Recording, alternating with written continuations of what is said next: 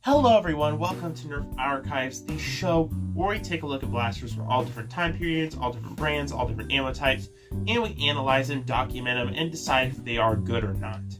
Today we're going to be looking at one of the most iconic Buzz-Bee blasters ever, and one of the most iconic in the modding community. That would be the That would be the Buzz-Bee Tech 6, one of the coolest Buzz-Bee pistols ever made because of just what it does.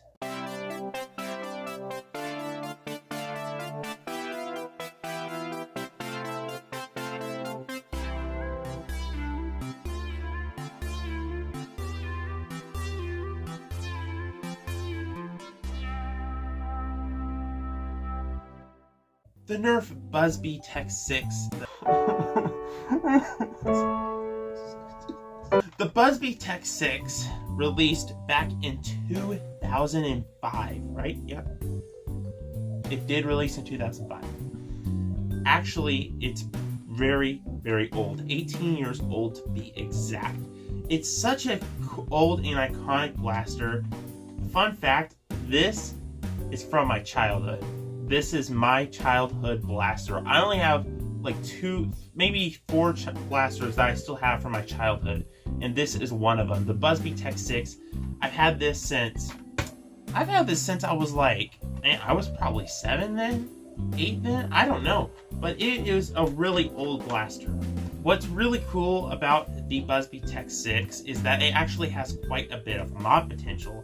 With the spring, if you can put the spring in a retaliator, the retaliator can increase in performance. And I in fact did that mod. Go check out the video if you want to. But it is a really, really fun blaster. To operate the blaster, you want to take your Buzz-Bee rounds and load them into the cylinder. You want to prime the blaster. Now this one's really old, so I have to make sure it lines up perfectly for it to shoot. And then you fire.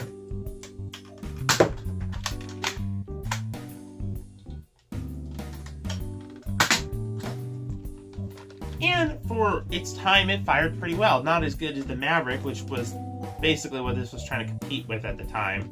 But it still competed enough with it, and it gets pretty decent ranges. I'll put the ranges up right here. But yeah, it's a really fun little blaster of its time, and it even has mod potential. What can it offer us in the hobby today?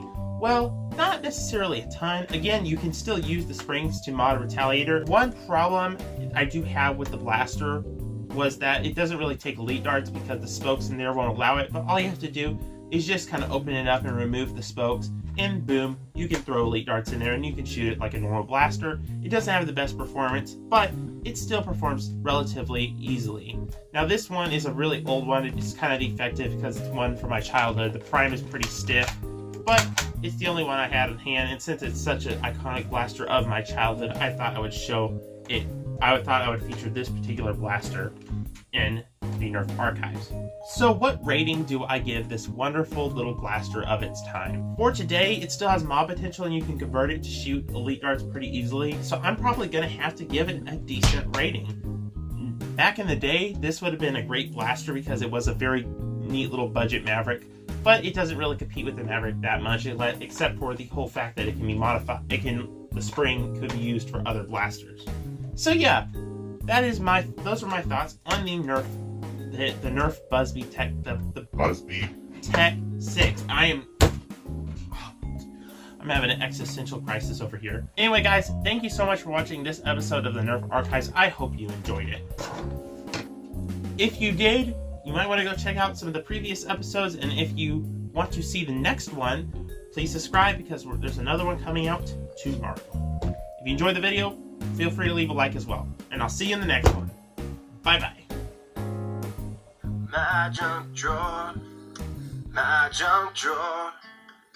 so many things I don't know what they're for, but I won't let it go, no, I will add more useless little things to my junk drawer.